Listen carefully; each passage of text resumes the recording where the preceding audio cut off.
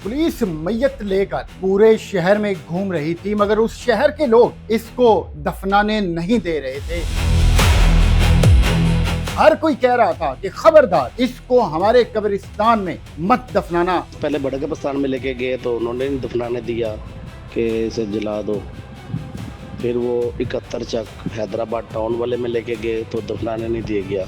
इसकी इस कब्रिस्तान में कोई जगह नहीं है, या इसको चौक में लटका दो या फिर इसको जला दो।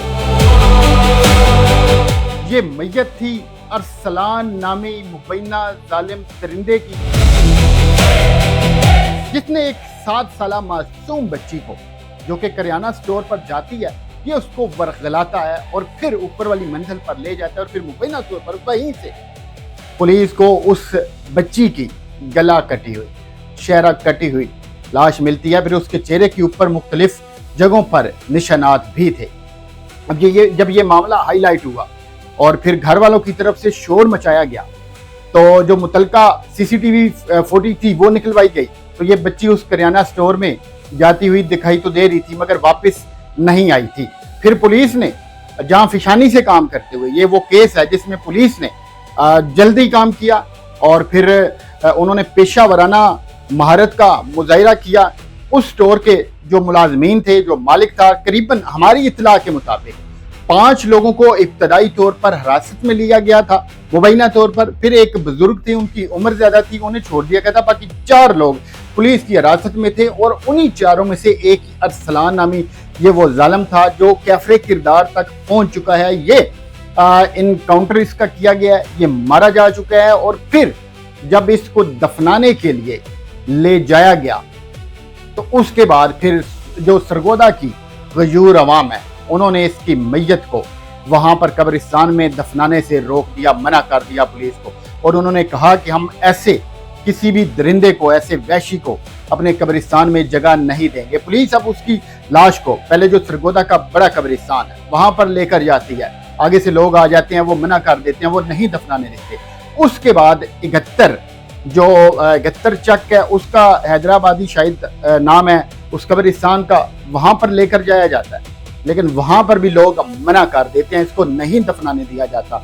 उसके बाद फिर 58 चक में ये बताया जा रहा है कि क्रेन के जरिए वहां पर कब्र की खुदाई की गई और फिर मुबैना तौर पर यह इत्तला है कि सिर्फ 7 लोग थे, उनमें कुछ पुलिस वाले होंगे, उन्होंने नमाज जनाजा पढ़ी या फिर पढ़ाई, जबकि वहां के जो उलमाए कराम थे उन्होंने भी इस जालिम की नमाज जनाजा पढ़ाने से इनकार कर दिया।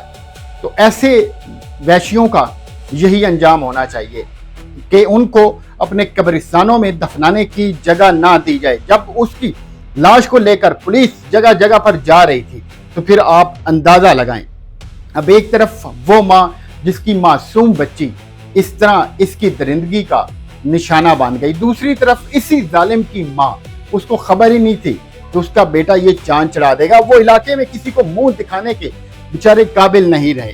अब वो लोगों की पूरी जिंदगी बातों का, तानों का जवाब देते रहेंगे। तो ये उसके जो मुंतहा थी, घर वालों की तरफ से बार बार मुतालबा किया जा रहा था कि हमें इंसाफ दिया जाए, इसको कैफरे किरदार तक पहुंचाया जाए, इसको निशाने इबरत बनाया जाए।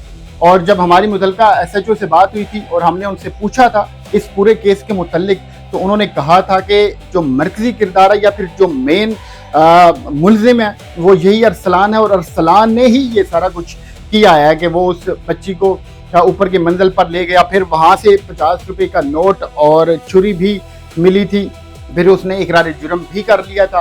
तो अब जो बाकी 3 लोग पुलिस की हिरासत में हैं, उनके मुतल्लिक ये कहा जा रहा है कि इनको इनके किरदार के हवाला से जो भी सजा बनती है इनको वो लाजमी दी जाए। दूसरी सरगोदा की आवाम की तरफ से और वहाँ की जो दुकानदार हैं, जो मेन बाजार के दुकानदार हैं, उनकी तरफ से ये मुतालबा किया जा रहा है कि इन जालिमों को इस पूरे इलाका में अब ये दुकानदारी नहीं करने दी जाएगी, इनको अब यहाँ पर स्टोर नहीं चलाने दिया जाएगा।